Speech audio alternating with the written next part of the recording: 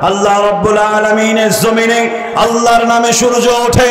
এই বাংলার জমিনে আল্লাহু আকবার স্লোগানে সূর্য ডোবে। এই বাংলার জমিনে কিছু মানুষের মাথায় পোকা উঠেছিল, তারা বলেছিল এই আল্লাহু আকবার স্লোগান দলীয় স্লোগান, এই স্লোগান দিতে দেওয়া যাবে না। আল্লাহ রাব্বুল আলামিনের জমিনে আল্লাহু আকবার স্লোগানই থেকে গিয়েছে। যারা বন্ধ করতে চেয়েছিল আল্লাহ তাদেরকেই দেশ ছাড়া করেছে। কথা বলে ঠিক কিনা? অতএব মুসলমান এখনো কোনো ভয় আছে নাকি? অতএব কোরআন থেকে আলোচনা হবে, কোরআন থেকে তেলাওয়াত হলে আল্লাহু আকবার স্লোগান দিতে পারবো তো ইনশাআল্লাহ। আল্লাহ রাব্বুল আলামিন বলেন, ইয়া আইয়ুহাল্লাযীনা আমানুত্তাকুল্লাহ হাক্কা তুকাতিহি ওয়া লা তামুতুন্না ইল্লা ওয়া আনতুম মুসলিমুন।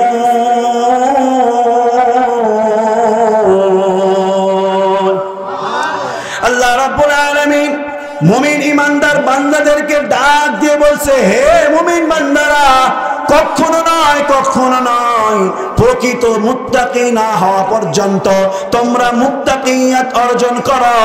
যতক্ষণ পর্যন্ত তোমরা মুত্তাকি হতে পারবে না, ওই রকম মুত্তাকি হওয়ার মতো মুত্তাকি তোমাদেরকে হওয়া লাগবে।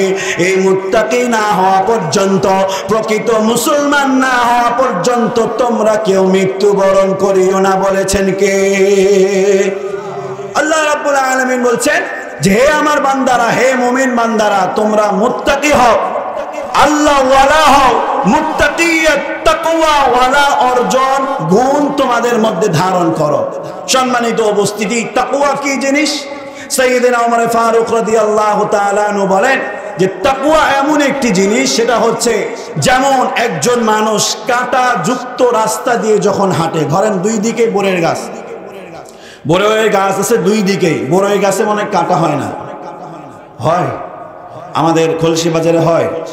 কথা আমার বুঝতে পারছেন? একটু হা হো করবেন, উত্তর দিবেন। বুঝতে পারছেন আমার কথা? বড়ই গাছে কাটা হয় কি হয় না? হয়। তো বড়ই গাছের পাশ দিয়ে হাঁটতে হলে জামা কাপড়গুলো গুটিয়ে নেওয়া ভালো নাকি ছেড়ে রাখাই ভালো? গুটিয়ে রাখাই ভালো। সাইয়েদনা ওমর ফারুক বলেন যে তাকওয়া এই জিনিস যে আল্লাহ রাব্বুল আলামিনের ভয়ে, গুনার ভয়ে বান্দা তার নিজের জীবনকে গুটিয়ে রাখবে, যে আল্লাহ রাব্বুল আলামিনের যেন নাফরমানি না হয়ে যায়। বলুন না সুবহানাল্লাহ।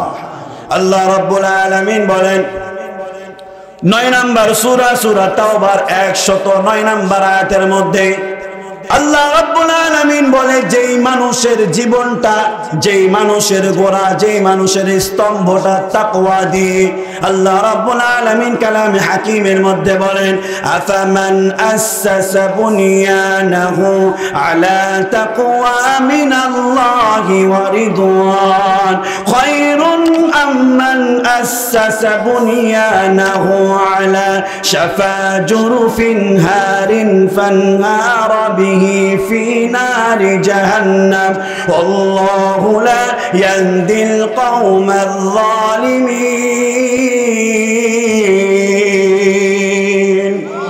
আল্লাহ রাব্বুল আলামিন আমাদেরকে প্রশ্ন ছুড়ে দিয়ে বলছেন, কে উত্তম, কোন ব্যক্তি উত্তম?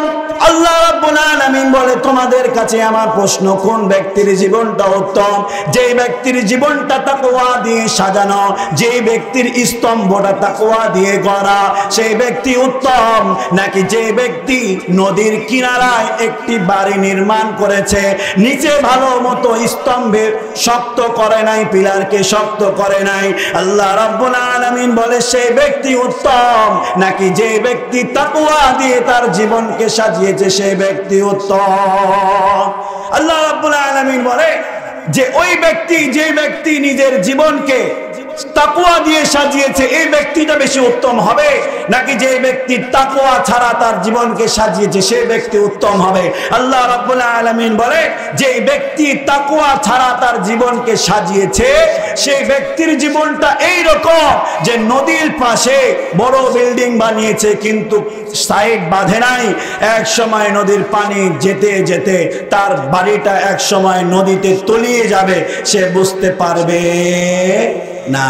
যে ব্যক্তি জীবনটাকে তাকওয়া দিয়ে সাজাবে, যেই ব্যক্তি তার জীবনটাকে আল্লাহর ভয় দিয়ে সাজাবে সেই ব্যক্তি কখনো এইরকম অবস্থা হবে না যে সমাজের কিছু মানুষের ভয়ে দেশ ছাড়া হয়ে পালিয়ে যাবে। কথা বলেন ঠিক কিনা?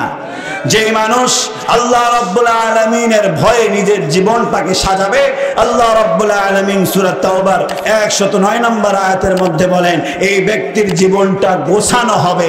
আমরা আমাদের জীবন তাকওয়া দিয়ে গোছাবো নাকি শয়তানের পরামর্শ দিয়ে গোছাবো? একটু আওয়াজ দিয়ে বলেন কার কি দিয়ে গোছাবো? তাকওয়া দিয়ে গোছাবো। সম্মানিত উপস্থিতি, আল্লাহ রাব্বুল আলামিন কালামে হাকিমের মধ্যে তাকওয়াওয়ালা মুত্তাকি যারা এদের সাথে চুক্তি করেছেন 9টা। কয়টা? তো আওয়াজ দিয়ে বলেন কয়টা? 9টা। আল্লাহ রাব্বুল আলামিন কালামে হাকিমের মধ্যে আল্লাহ রাব্বুল আলামিন চুক্তি করেছে যে এই তাকওয়ার গুণ যারা নিজেদের মধ্যে ধারণ করতে পারবে, তাকওয়াওয়ালা হতে পারবে, তাদের সাথে আমি আল্লাহ 9টি চুক্তি করেছি। বলুন না সুবহানাল্লাহ। আল্লাহ রাব্বুল আলামিন তাকওয়াওয়ালা হওয়ার জন্য একটা মাস আমাদেরকে দান করেছিল।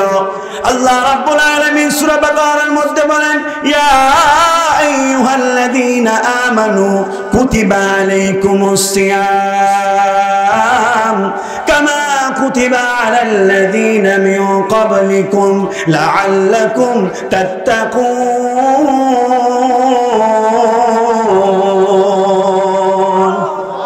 আল্লাহ রাব্বুল আলামিন বলে আমি রমজান মাস এই জন্যই দান করেছি যাতে করে বান্দা বান্দি তোমরা তাকওয়াওয়ালা হতে পারো। রমজান মাস আমাদেরকে কি শিক্ষা দিয়েছে? সারাদিন আল্লাহ রাব্বুল আলামিনের ভয়ে বান্দা কিছু খাই নাই। আল্লাহ রাব্বুল আলামিন শিক্ষা দেয় বান্দা তুমি যেমন আমার ভয়ে সারা নাই, আমার ভয়ে তুমি যদি সব নাফরমানিগুলো ছেড়ে দাও, তুমি তোমার সাথে আমি আল্লাহ 9টা চুক্তি করেছি। বলুন না সুবহানাল্লাহ। এই 9টা চুক্তি শুনে যাব, তার আগে কেউ যাব না। পারবো তো ইনশাআল্লাহ? 9টা চুক্তি শুনবেন তো ইনশাআল্লাহ, নাকি তার আগে বাড়ি যাবেন? শেষ পর্যন্ত থাকতে পারবো তো ইনশাআল্লাহ? তো আওয়াজ দিয়ে বলেন পারবেন তো ইনশাআল্লাহ? আল্লাহ রাব্বুল আলামিন 1 নাম্বার চুক্তি করেছেন যে যারা তাকওয়াওয়ালা হতে পারবে, আল্লাহ রাব্বুল আলামিন বলে যে আমার তাদের সাথে চুক্তি এইটা যে তাদেরকে আমি আল্লাহ রাব্বুল আলামিন সমস্ত ধরনের বিপদ বালা মুসিবত থেকে হেফাজত করব। বলুন না সুবহানাল্লাহ। আল্লাহ রাব্বুল আলামিন 3 নাম্বার সূরা আলে ইমরানের 120 নাম্বার আয়াতের মধ্যে বলেন وَإِن تَصْبِرُوا وَتَتَّقُوا لَا يَضُرُّكُمْ كَيْدُهُمْ شَيْئًا إِنَّ اللَّهَ بِمَا يَعْمَلُونَ مُحِيطٌ।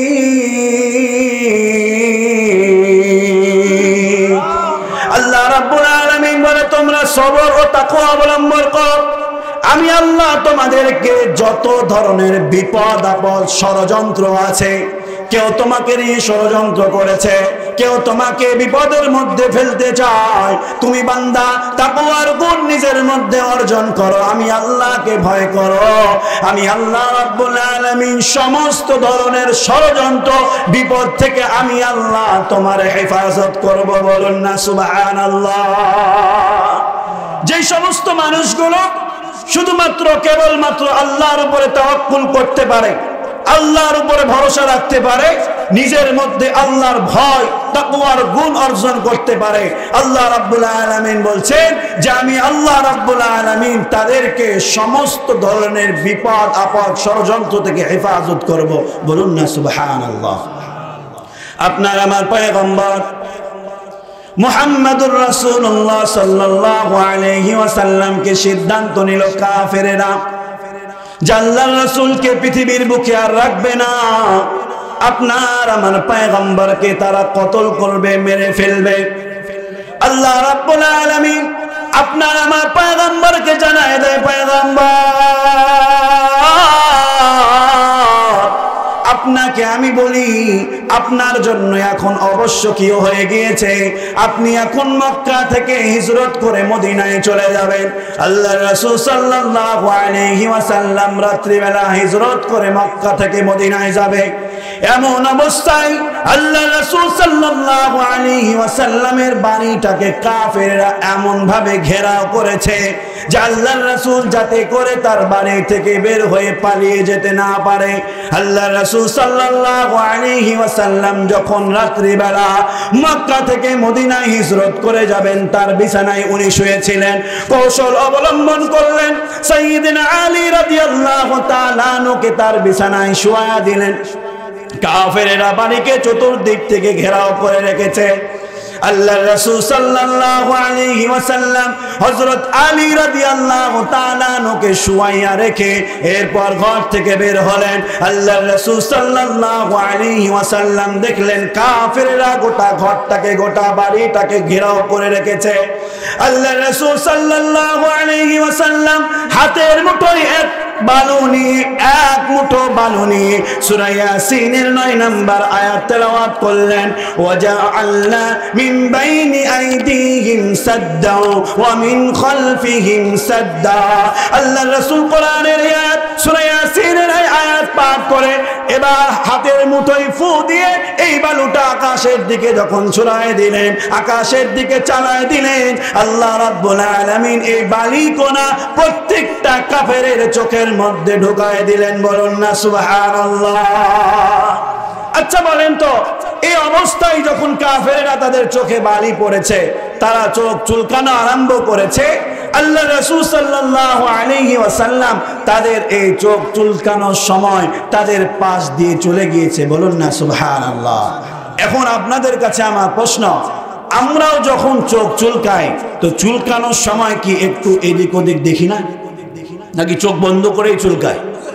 চোখ বন্ধ করে তো আমরা চুলকাই না, একটু হলেও দেখি। তো কাফেররা কিভাবে এমন ভাবে চুলকাচ্ছিল যে রাসূল তাদের পাশ দিয়ে চলে গেল, তারা বুঝতে পারলো না। এর মানে ওই কাফের মুশরিকদের হাত থেকে যিনি বাঁচিয়েছেন তিনি কে? আওয়াজ দিয়ে বলুন তিনি কে? তার মানে আল্লাহ রাব্বুল আলামিন ইশারা করে, বান্দা ওই যে 1450 বছর আগে আপনার আমার পয়গম্বরকে যে আল্লাহ বাঁচিয়েছে সে আল্লাহ এখন আছে না নাই? আওয়াজ দিয়ে শুনতে চাই, আছে না নাই? আল্লাহ রাব্বুল আলামিন বলেন, আল্লাহ রাব্বুল আলামিন সূরা আলে ইমরানের 120 নম্বর আয়াতের মধ্যে বলেন, ওয়া ইন তাসবিরু ওয়া তাত্তাকু লা ইয়াদুরুকুম কাইদুহুম শাইআ। বান্দা তুমি যদি নিজের মধ্যে আল্লাহর ভয়কে ঢুকাইতে পারো, তাকওয়ার গুণ অর্জন করতে পারো, আমি আল্লাহ রাব্বুল আলামিন সমস্ত ধরনের বিপদ আপদ থেকে তোমাকে রক্ষা করব। বলুন না সুবহানাল্লাহ। এর মানে আপনি আমি যদি তাকওয়ার গুণ নিজের মধ্যে ধারণ করতে পারি, আপনার আমার দায়িত্ব, আপনার আমার সিকিউরিটির দায়িত্ব নেবেন একজন, তিনি কে? তো আওয়াজ দিয়ে বলেন কে? তো আল্লাহ যদি আপনার আমার দায়িত্ব নিয়ে নেয়, মুসলমান বলেন তো দেখি আর কোনো ভয় আছে? তো আওয়াজ দিয়ে বলেন আর কোনো ভয় আছে? আল্লাহ রাব্বুল আলামিন বলেন, দ্বিতীয় নাম্বার চুক্তি, যারা নিজেদের মধ্যে মুত্তাকিয়াতকে অর্জন করতে পারবে, মুত্তাকির গুণকে অর্জন করতে পারবে, আল্লাহ রাব্বুল আলামিন সূরা আহজাবের 70 এবং 71 নম্বর আয়াতের মধ্যে বলেছেন যে আমি আল্লাহ রাব্বুল আলামিন তাদেরকে জান্নাতে যাওয়ার জন্য যে অবস্থা করার প্রয়োজন, যত নেকির প্রয়োজন, আমি আল্লাহ সব ব্যবস্থা করে তাদেরকে জান্নাত দান করব।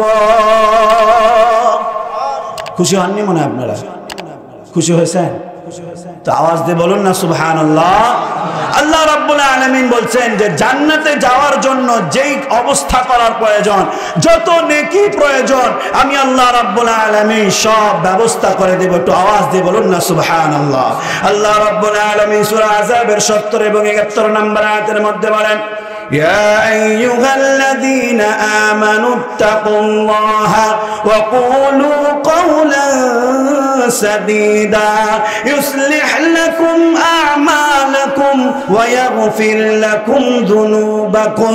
আল্লাহ রাব্বুল আলামিন বলে, যে বান্দাগুলো নিজেদের মধ্যে তাকওয়ার গুণ অর্জন করতে পারবে, আল্লাহ রাব্বুল আলামিন বলেন, ইয়া আইয়ুহাল্লাযীনা আমানু তাকুল্লাহ, হে আমার মুমিন বান্দারা তোমরা তাকওয়ার গুণ অর্জন করো। এরপরে আল্লাহ রাব্বুল আলামিন বলে, কুলু কওলান সাদীদা, যা বলবে সঠিক কথা বলবে, সত্য কথা বলবে। বলেছেন কে? আওয়াজ দিয়ে বলেন, বলেছেন কে? দুঃখজনক হলেও সত্য, বর্তমান যুগে আমরা যদিও ওয়াজ মাহফিল অনেক কিছুই করি, কিন্তু সত্য কথা বলা, সঠিক কথা বলার মতো ঈমান আমাদের কারোই নাই। কথা বলেন ঠিক কিনা? সমাজের মরল সাহেব যদি সুদের সাথে জড়িত থাকে, আমরা সবাই চুপ থাকি, তারে কিছু বলতে পারি না। কিসের জন্য? কারণ বলার পরে যে অবস্থাটা শুরু হবে, এই অবস্থা টেকেল দেওয়ার মতো শক্তি আমাদের নাই। কথা বলেন ঠিক কিনা?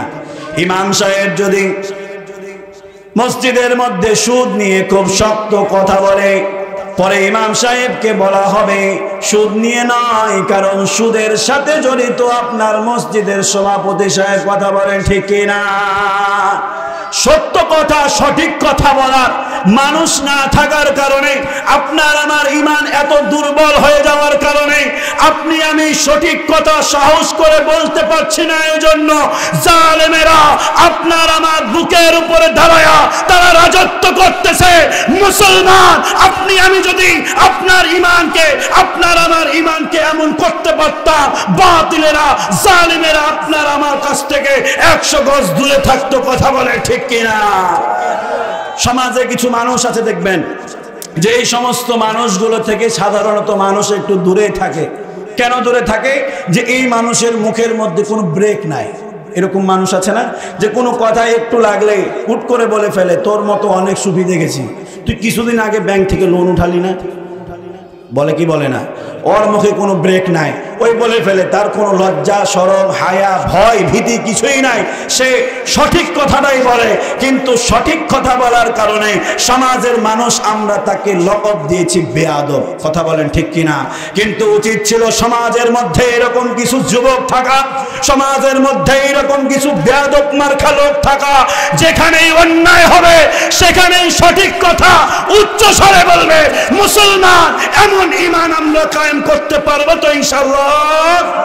সমাজে যদি এইরকম ঈমান আমরা সবাই করতে পারতাম, মুখের অবস্থা যদি এইরকম করতে পারতাম, তাহলে মেম্বার সাহেব গম চুরি করার আগে একবার হলেও ভাবতো, হাইরে ওই 10 জনের মুখে তো তালা মারা যাবে না। কথা বলেন ঠিক কিনা? আওয়াজ দিয়ে বলেন ঠিক কিনা? কারণ মেম্বার সাহেব যে গম চুরি করে মহল্লার মানুষ জানে না, জানে না? আপনারা রাগ করছেন নাকি? আমি আপনাদের এলাকার মেম্বারকে বলছি নাকি? কথার কথা বলছি, আবার গায়ে মেখে নিয়েন না, এরকম যেন আবার না হয়। একটা গল্প মনে পড়েছে, বলবো? হ্যাঁ, রাজা সাহেব বাজারে গিয়েছে। বাজারে গিয়ে রাজা সাহেব বলতেছে, বাজার করতেছে, তো একজন প্রজা বলেছে যে রাজা সাহেব আপনিও এই শাক পাত এগুলো খান। এবার রাজার সাথে যারা থাকে, রাজার চাইতে পেদার গরম বেশি, একটা কথা আছে না আমাদের চাঁপাইনবাবগঞ্জের। তো এবার রাজার যারা পেদা ছিল তারা বলতেছে যে হায় রে রাজা সাহেব, শাক খাক, পাক খাক আর গু খাক, তোর কি? তো এবার বলেন তো দেখি যে কথাটা কি ঠিক হলো নাকি ভুল হলো? হ্যাঁ, এবার এই রাজা সাহেব খেপে গিয়ে বলে, তুই আমাকে শাক খাওয়ার কথা বললি, তোরে আমি জেলে দেব। এবার জেলে দেওয়া হয়েছে। জেলে দেওয়ার পরে দীর্ঘ 3 বছর জেল খাটার পরে, জেল থেকে বের হওয়ার পরে রাজা সাহেব বলল যে দেখেছিস, তুই আমাকে শাক খাওয়ার কথা বলেছিলি, এই জন্য তোরে কি বলে 3 বছর জেলের মধ্যে রেখেছিলাম। এবার ওই ব্যক্তি বলে যে রাজা সাহেব, আমি তো আপনাকে শাক খাওয়ার কথা বলেছিলাম, কিন্তু আরেকজন মানুষ ছিল যে আপনাকে গু খাওয়ার কথা বলেছিল, ওই দিকে আপনি খেয়াল করেননি। তো মুসলমান, আপনি আমি আজকে মাহফিলে এসেছি, কথা হচ্ছে কথা থেকে, কোরআন থেকে। এই কোরআন থেকে কথা হচ্ছে। কিছু মানুষ সমাজের মধ্যে আছে এইরকম, তাকে সমাজের মানুষ গালি দিয়ে শেষ করে দিচ্ছে। হুজুর যদি ইনডাইরেক্টলি তার কথা কিছু বলে, বলে এই হুজুর আমাকে গালি দিয়েছে। সমাজে এমন মানুষ আছে না নাই? তো আমি আবার এইরকম না, আমি তো কাউকে চিনিই না। এই যে সভাপতি সাহেব বাসে বসে আছেন, ওনার নামটা পর্যন্ত আমি জানি না। গায়ে যদি কেউ মেখে নেন, বুঝে নিতে হবে তার শরীরে চুলকানি আছে। কথা বলেন ঠিক কিনা? আমি একটি উদাহরণ দিই যে আগের সময়, আজ থেকে প্রায় 12-13 বছর আগে যখন হেফজোখানায় পড়তাম, ওই সময়ে চুলকানি হতো। তো ওই সময় একটা ওষুধ পাওয়া যেত, সাদা সিরাপ, যারা মুরব্বী আছেন তারা বলতে পারবেন, সাদা একটা সিরাপ পাওয়া যেত। এই সাদা সিরাপ শরীরে মাখলে যেই সমস্ত জায়গাগুলোতে চুলকানি আছে হায়রে জ্বলা জ্বলতো, কিন্তু যেই জায়গায় চুলকানি নেই সেই জায়গায় কিছু বোঝা যেত না। তো কোরআন থেকে আলোচনা হলে যেই সমস্ত মানুষের গায়ে জ্বালা পোড়া শুরু হবে, বুঝে নিতে হবে তার শরীরেও চুলকানি আছে। কথা বলে ঠিক কিনা?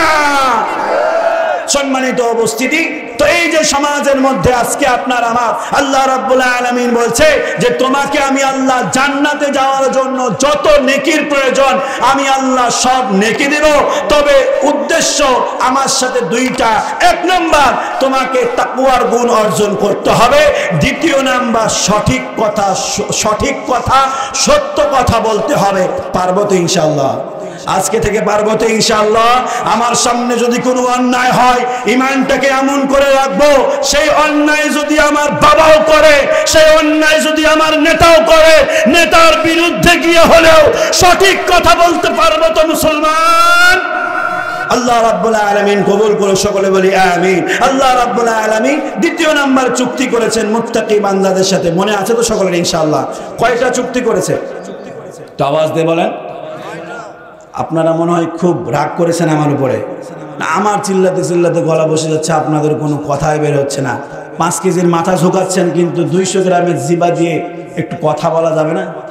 একটু আওয়াজ দিয়ে বলতে পারবেন তো ইনশাআল্লাহ? সুবহানাল্লাহ এগুলো বলতে পারবেন তো ইনশাআল্লাহ? হ্যাঁ। তো দ্বিতীয় নাম্বার আল্লাহ রাব্বুল আলামিন বলছেন যে দ্বিতীয় নাম্বার চুক্তি আমার, যে যেই সমস্ত বান্দাগুলো মুত্তাকিয়াতের গুণকে অর্জন করতে পারবে তাদের জান্নাতে যাওয়ার জন্য যা কিছু করার প্রয়োজন, যত নেকি প্রয়োজন, আমি আল্লাহ রাব্বুল আলামিন সব নেকির ব্যবস্থা করে দেব। বলুন না সুবহানাল্লাহ। আল্লাহ রাব্বুল আলামিন বলে শুধু নেকির ব্যবস্থা করবে এমন নয়, ওয়ায়াগফির লাকুম যুনুবাকুম, আমি আল্লাহ রাব্বুল আলামিন তার পিছনের সব গুনাহকে maaf করে দেব। বলুন না সুবহানাল্লাহ। তৃতীয় নাম্বার চুক্তি, আল্লাহ রাব্বুল আলামিন বলেন যে আল্লাহ বলেন যে আমি আল্লাহ তাদেরকে ভালোবাসবো। সুবহানাল্লাহ বলবেন না? আওয়াজ দিয়ে বলুন না সুবহানাল্লাহ। নাকি আপনারা এইরকম যে কোথায় সুবহানাল্লাহ বলা লাগে, কোথায় আলহামদুলিল্লাহ বলা লাগে জানেন না? এরকম নাকি? একটা গল্প মনে পড়েছে, বলবো? এটা আবার হাদিসে খুঁজিয়েন না, এমনি একটা বাচ্চাদের কাছ থেকে শোনা গল্প। স্বামী যাচ্ছে গরু কেনার জন্য। কি কেনার জন্য? আমাদের মনে নাচলে হাট হয় সম্ভবত, নাচল হাটে যাচ্ছে ধরেন গরু কেনার জন্য, কুরবানির গরু। স্বামী এবার স্ত্রীর বলে গরু কেনার জন্য যাচ্ছি, টাকা পয়সা গুলো বের করো, গরু কিনতে যাব। স্ত্রী বলে গো স্বামী গরু কিনতে যাচ্ছেন, কিন্তু গরু কিনতে যাচ্ছি ইনশাআল্লাহটা বলেন। স্বামী বলে কিসের জন্য ইনশাআল্লাহ বলবো রে? টাকা আমার কাছে আছে, আমি যাচ্ছি, আমার সাথে আরো মানুষ যাচ্ছে, টাকা আছে, যাব হাটে, গরু কিনে আবার চলে আসবো, ইনশাআল্লাহ কিসের? স্ত্রী বলে স্বামী গো ইনশাআল্লাহ না বললে হয়তো কোনো অ্যাক্সিডেন্ট হয়ে যেতে পারে, কারণ আল্লাহ না চাইলে কোনো কিছু কখনো করা সম্ভব নয়। স্বামী বলে ইনশাআল্লাহ বলার দরকার নাই, টাকা আছে, হাটে গিয়ে গরু কিনবো। স্বামী এবার হাটে গিয়েছে, পকেট ভর্তি টাকা। একজন বিশেষ বান্দা আছে যারে আমরা ভালোবেসে বলি পকেট মার, ভালোবেসে বলি না? এই বান্দা এবার পকেটের দিকে খেয়াল করে দেখে পকেট উঁচা, সুন্দরভাবে বিচক্ষণতার সাথে সুন্দরভাবে পকেট উঁচাটাকে নিচু বানিয়ে দিয়েছে। আল্লাহর বান্দা বুঝতে পারে নাই গরু দাম দর করা হয়েছে। গরু দাম দর করার পরে এবার পকেটে হাত দিয়ে দেখে টাকা নাই। এবার বলে হায় রে, টাকা চুরি হয়ে গিয়েছে। ইনশাআল্লাহ, এই ইনশাআল্লাহ কি এই জায়গায় আর খাটবে? এই জায়গায় কি ইনশাআল্লাহ বলা যাবে? তো আপনি আমি এরকম নাকি? হ্যাঁ, খুলসির মানুষ যে কোথায় ইনশাআল্লাহ বলবো, কোথায় সুবহানাল্লাহ বলবো, এরকম নাকি আমরা? একটু আওয়াজ দিয়ে বলে। আপনাদের ইমানকে আমি জাগাতেই পারছি না, আমার গলা বসে যাচ্ছে। তার মানে রাগ করেন না, বোঝাই যাচ্ছে এখন এই মুহূর্তে যদি ফিলিস্তিনি মুসলমানদের জয় করার জন্য জিহাদের ডাক চলে আসে, আপনার আমার ঈমান নিয়ে আপনি আমি জিহাদের ময়দানে যেতে পারবো না। কথা বলেন ঠিক কিনা? মুসলমান আপনার আমার কণ্ঠ হবে দারাজ কণ্ঠ, উমরের মতো কণ্ঠ, যেই কণ্ঠ শুনলে শয়তান ওই রাস্তা দিয়ে আর আসবে না, এমন কণ্ঠ তৈরি করতে পারবো তো ইনশাআল্লাহ? আল্লাহ রাব্বুল আলামিন কবুল করুক। আল্লাহ রাব্বুল আলামিন বলেন 3 নাম্বার চুক্তি। কয় নাম্বার? আওয়াজ দিয়ে, জোর হয় নাই, আরো জোরে। চা দিয়ে আনতো সবাইকে। মা খালাদেরকে বলবো নাকি? আপনাদের চাইতে ওই যে গল্প করছে ওরাও হাসছে ওদিকে। কয় নাম্বার? 3 নাম্বার। আল্লাহ রাব্বুল আলামিন বলে 3 নাম্বার চুক্তি, যে বান্দাগুলো নিজের মধ্যে মুত্তাকিয়াতের গুণকে অর্জন করতে পারবে আমি আল্লাহ রাব্বুল আলামিন নিজেই তাদেরকে ভালোবাসবো। বলুন না সুবহানাল্লাহ। আল্লাহ যদি ভালোবাসে আর ধরার কিছু আছে? আওয়াজ দিয়ে বলেন আছে? এলাকার চেয়ারম্যান অথবা মেম্বার যদি কোনো যুবককে ভাতিজা বলে খালি ডাকে, এর গরমে সমাজে আর মানুষ থাকতেই পারে না। কথা বলেন। সার্জেন্ট যদি গাড়ি ধরে বলে মেম্বার সাহেব আমার চাচা হয়, কি বলেন, তার গরমে থাকা যায় না। মেম্বার সাহেব তারে ভাতিজা বলে ডাকে এই জন্য যে আল্লাহ কালামে হাকিমে সূরা তাওবা 7 নম্বর আয়াতের মধ্যে বলেন ইন্নাল্লাহা ইউহিব্বুল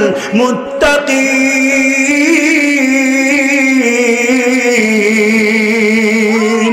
আল্লাহ রাব্বুল আলামিন বলে মুত্তাকি বান্দাদেরকে আমি আল্লাহ স্বয়ং ভালোবাসি। বলুন না সুবহানাল্লাহ। আর কোনো টেনশন আছে? অতএব মুত্তাকিয়াতের গুণ, আল্লাহর ভয় কলবের মধ্যে রাখতে পারবো তো ইনশাআল্লাহ? কালকে থেকে আল্লাহর ভয়ে মিথ্যা কথা বলতে পারবো তো ইনশাআল্লাহ?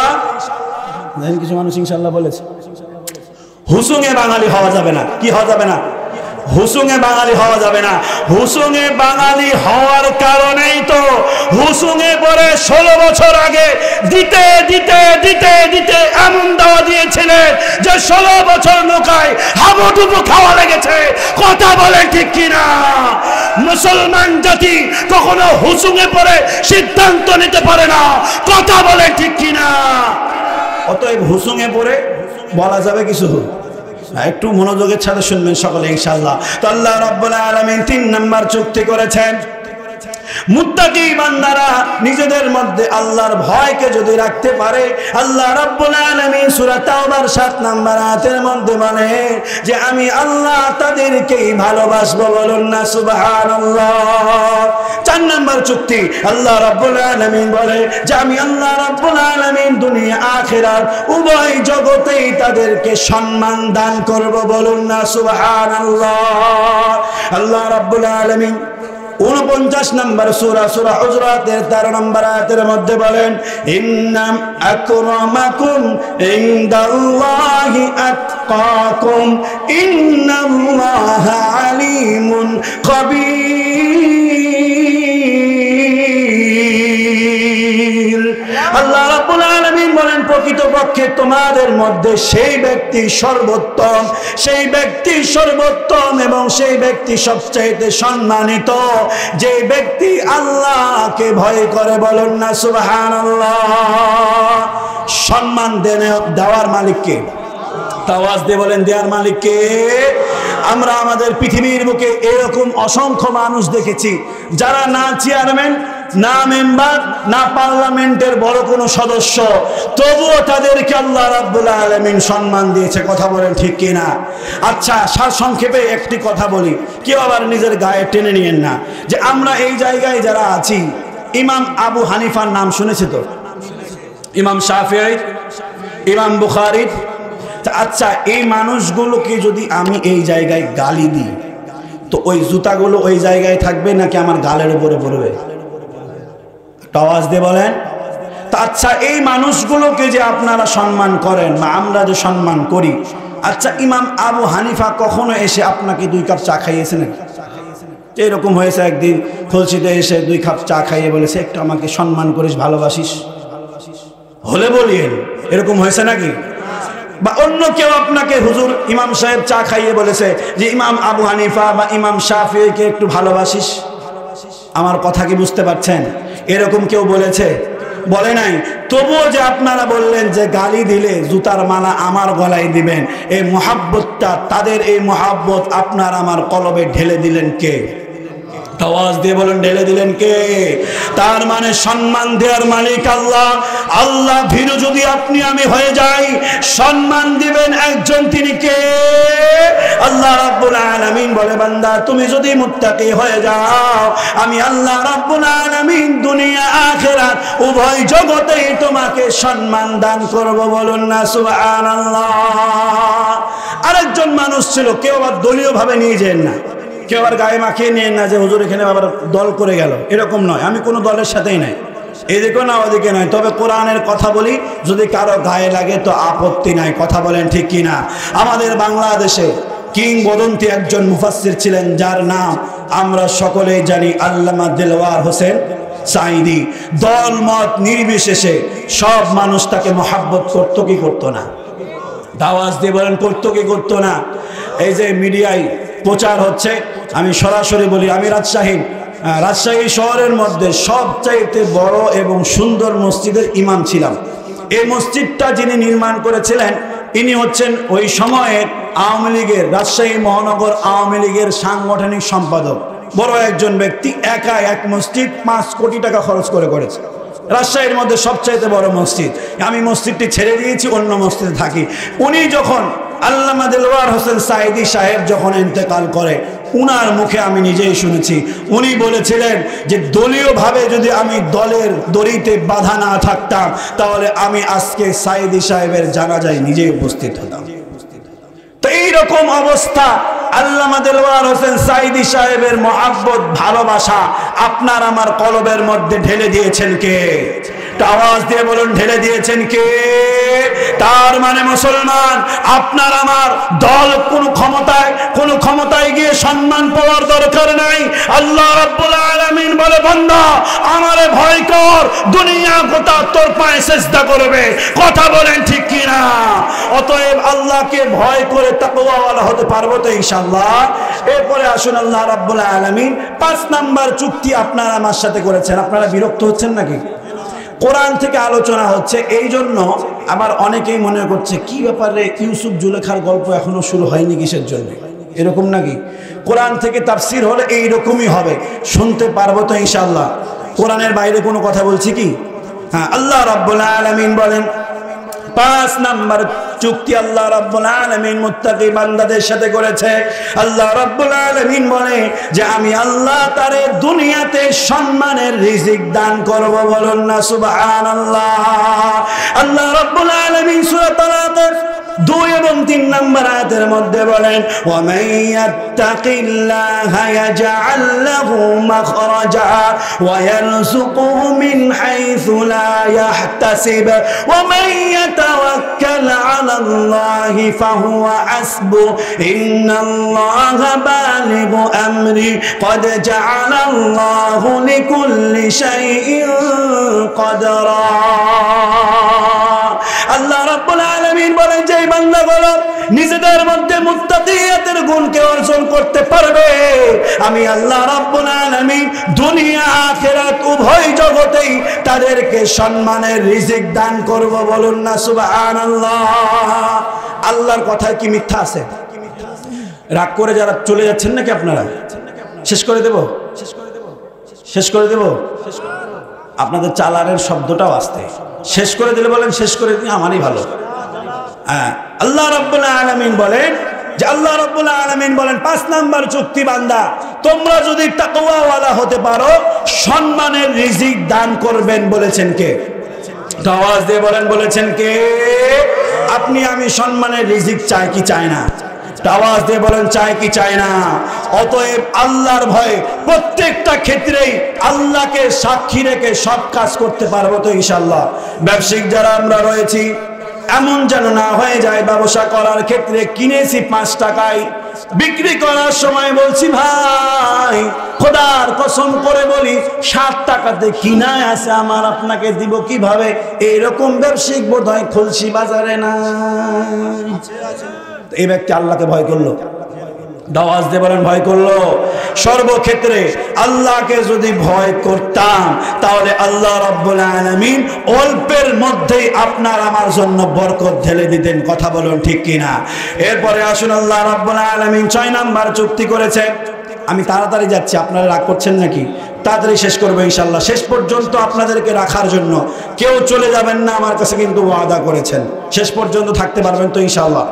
আল্লাহ রাব্বুল আলামিন 6 নাম্বার চুক্তি, আল্লাহ রাব্বুল আলামিন বলেন মৃত্যুর আগেই জান্নাতের সুসংবাদ মুত্তাকি বান্দাকে আমি আল্লাহ দান করব, বলুন না সুবহানাল্লাহ।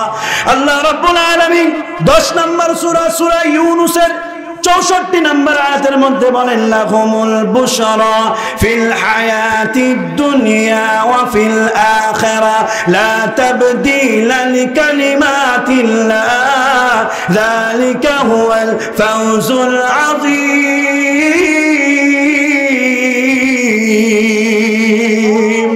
আল্লাহ রাব্বুল আলামিন বলে মুত্তাকি বান্দাদেরকে আমি আল্লাহ দুনিয়ার জীবনেও সুসংবাদ দিয়ে দেব এবং আখিরাতের সুসংবাদ আমি আল্লাহ দুনিয়াতেই দিয়ে দেব, বলুন না সুবহানাল্লাহ। বেঁচে থাকতে দুনিয়াতেই জান্নাতের সুসংবাদ পাবো কিভাবে? আল্লাহ রাব্বুল আলামিন সূরা হামিম সাজদার 30 নম্বর আয়াতের মধ্যে বিষয়টি উল্লেখ করেছেন, ইন্নাল্লাযীনা ক্বালু রাব্বুনাল্লাহু সুম্মা ইসতাকামু তাতানাজ্জালু আলাইহিমুল মালাইকাতু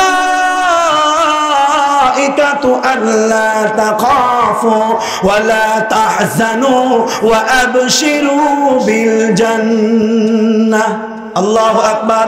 আল্লাহ রাব্বুল আলামিন বলে মুত্তাকি বান্দারা যখন ইন্তেকাল করে আমার পক্ষ থেকে জান্নাতের ফেরেশতারা চলে যায়। আল্লাহ রাব্বুল আলামিন বলে তারা যখন মৃত্যুবরণ করে জান্নাতের নাজ নিয়ামতগুলো ওই মুত্তাকি বান্দাকে আল্লাহ রাব্বুল আলামিন দুনিয়াতেই দেখায় দেয়, বলুন না সুবহানাল্লাহ।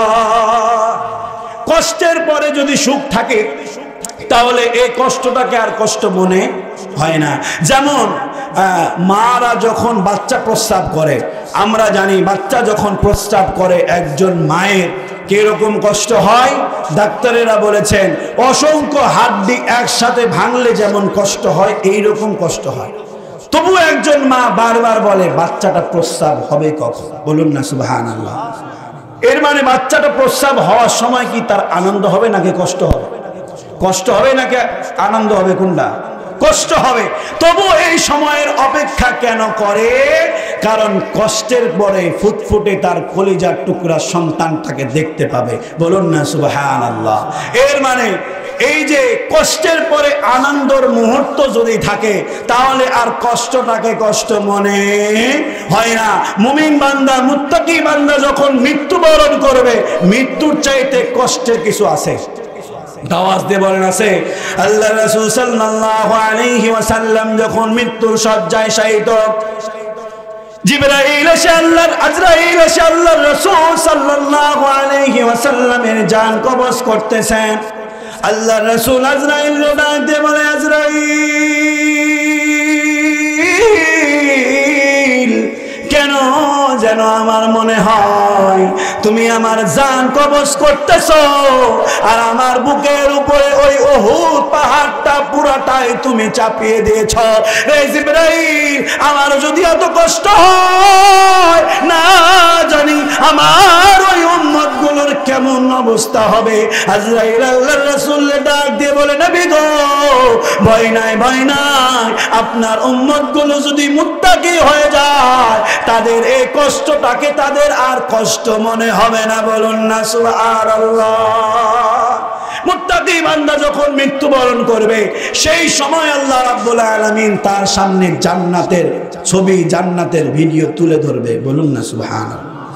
আপনার আমার মৃত্যুর সময় আমরা এমন মুহূর্ত চাই কি চাই না? আপনি আমি যখন মৃত্যুবরণ করব এই অবস্থাতেই যদি জান্নাতের নাজ নিয়ামতগুলো সামনে আসে আর আপনার আমার কষ্ট হবে, বলুন কষ্ট হবে? তো এমন মুহূর্ত আমরা চাই কি চাই না? অবশ্যই চাই। তাহলে মুত্তাকিয়াতের গুণ অর্জন করতে পারবো তো ইনশাআল্লাহ। আল্লাহ রাব্বুল আলামিনের পরে বলেন 7 নাম্বার চুক্তি, আল্লাহ রাব্বুল আলামিন বলে জাহান্নাম থেকে আমি আল্লাহ তাদেরকে মুক্তি দান করব, বলুন না সুবহানাল্লাহ। আল্লাহ রাব্বুল আলামিন সূরা মারইয়ামের 72 নম্বর আয়াতের মধ্যে বলেন সুম্মা নুনাজ্জিল্লাযীনা ইত্তাকাউ ওয়া নাযারুয-যালিমিনা ফীহা জিসিয়া। আল্লাহ রাব্বুল আলামিন বলে অতঃপর যারা তাকওয়ার গুণ অবলম্বন করবে আমি আল্লাহ তাদেরকে জাহান্নাম থেকে নিষ্কৃতি দান করব। বলুন না সুবহানাল্লাহ। কয় নাম্বার গুণ? আওয়াজ দিয়ে বলেন। 7 নাম্বার। এই তো চোখে ঢুলাঢুলি শুরু হয়ে গেছে চাচা। কয় নাম্বার গুণ? 7 নাম্বার। মনে থাকবে তো ইনশাআল্লাহ। রাগ করলেন নাকি? এটা ক্লাস চলছে। কিসের ক্লাস? কোরআনের ক্লাস। কয় নাম্বার গুণের কথা বললাম? 7 নাম্বার। এরপর আল্লাহ রাব্বুল আলামিন বলেন 8 নাম্বার কথা। আল্লাহ রাব্বুল আলামিন বলে আমি আল্লাহ তাদের জন্য জান্নাতকে প্রস্তুত করে রাখবো। বলুন না সুবহানাল্লাহ। আল্লাহ রাব্বুল আলামিন সূরা আলে ইমরানের 133 নাম্বার আয়াতের মধ্যে বলেন ওয়াসারিউ ইলা মাগফিরাতিম মির রাব্বিকুম ওয়া জান্নাতিন আরদুহাস সামাওয়াতু ওয়াল আরদ উইদ্দাত লিল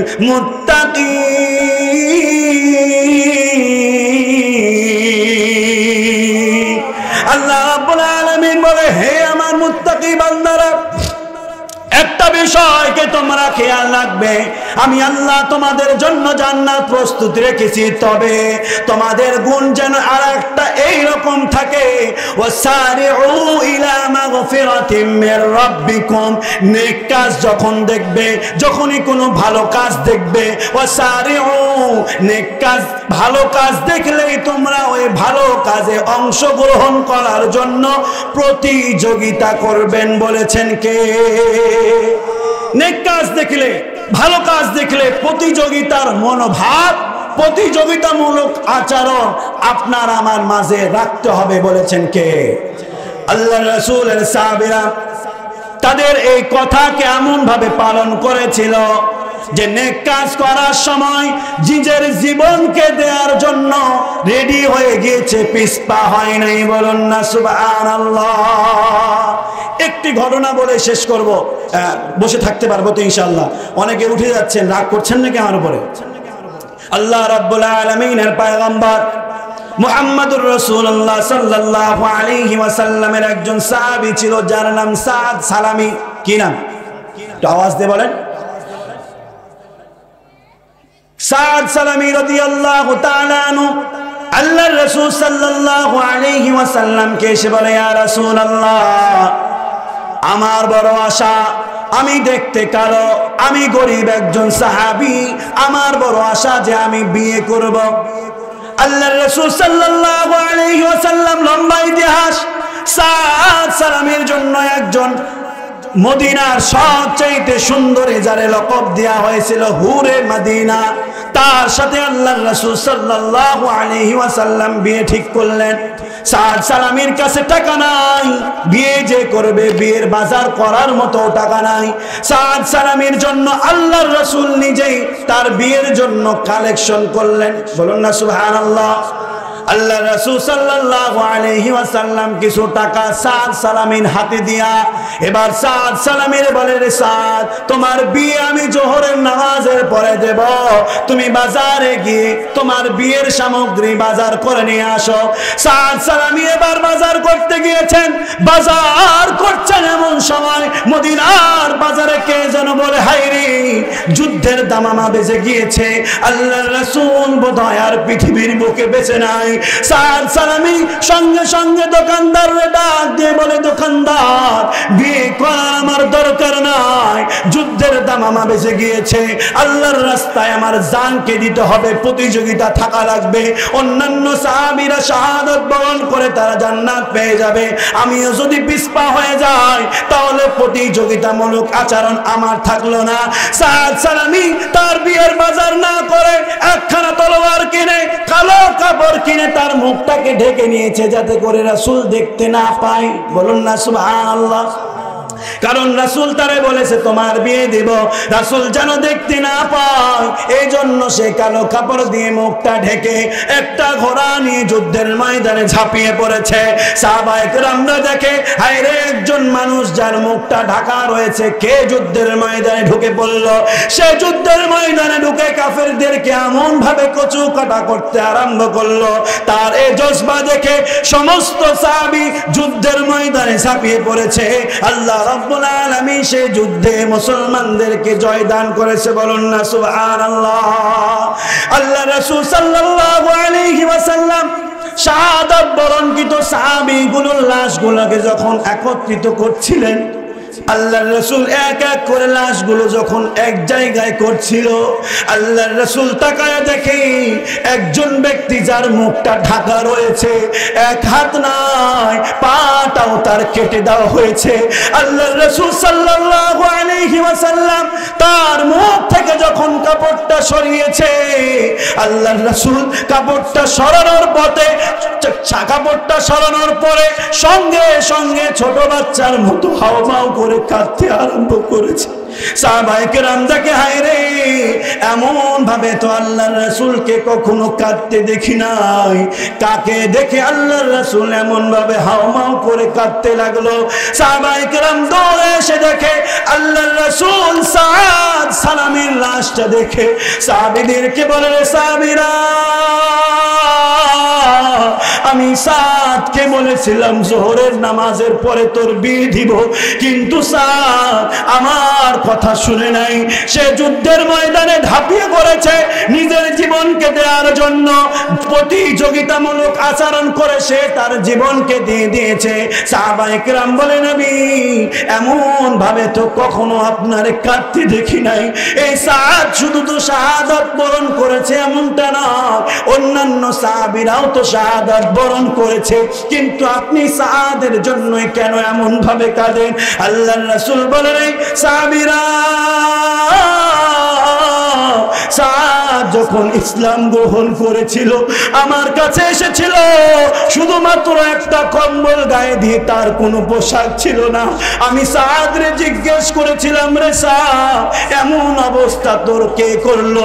সাদ আমারে বলেছিল, ইয়া রাসূলুল্লাহ, আমার বাবা বেঁচে নাই, আমার বাবা বেঁচে না থাকার কারণে আমি ইসলাম গ্রহণ করেছি। আমার চাচারা আমারে মারধর করেছে, আমার সব সম্পদ কেড়ে নিয়েছে। শুধু তা নয়, আমার পরনের পোশাকটাও খুলে নিয়েছিল। এটা করেও তারা ক্ষান্ত হয় নাই। যুবকের সবচাইতে ইজ্জত হচ্ছে সম্মানী। আমার ইজ্জত, আমার পরনের কাপড়টা পর্যন্ত তারা খুলে নিয়েছিল। আমি উলঙ্গ অবস্থায় এসে আমার মার ডাক দিয়ে বলেছিলাম, রে মা, একটা কাপড় দাও, যে কাপড়টা দিয়ে আমি আমার ইজ্জতটা থেকে নবীর কাছে যেতে পারবো। আল্লাহর রাসূল বলে, আমি সাদ রে বলেছিলাম, রে সাদ, তোর আপন বলতে কি কেউ ওই সময় ছিল না? সাদ আমারে বলেছিল, ইয়া রাসূলুল্লাহ, আমার বাবা বেঁচে থাকলে এমন আচরণ আমার সাথে কেউ করতে পারতো না। সাদ বাবা হারা, আমি রাসূল নিজেও কখনো বাবারে দেখি নাই, যার কারণে সাদের প্রতি আমার ভালোবাসা বেশি, বলুন না সুবহানাল্লাহ। বাবা তুমি কেমন আছো ছোট্ট মাটির ঘরে, তোমার কথা হৃদয় মাঝে পড়ছে বারে বারে। বাবা তুমি কেমন আছো ছোট্ট মাটির ঘরে, তোমার কথা হৃদয় মাঝে পড়ছে বারে বারে। বাবা গো বাবা, বাবা গো বাবা, বাবা গো বাবা, বাবা গো বাবা। কত আদর কত স্নেহ তোমার কাছে পেলাম, সব কিছু হারিয়ে আজকে নিঃস্ব হয়ে গেলাম। কত আদর কত স্নেহ তোমার কাছে পেলাম, সব কিছু হারিয়ে আজকে নিঃস্ব হয়ে গেলাম। ভালোবাসি তোমায় বাবা, বুকটা যে যাইছি রে। ভালোবাসি তোমায় বাবা, চিরে তোমার কথা হৃদয় মাঝে পড়ছে বারে বারে বাবা গো বাবা বাবা গো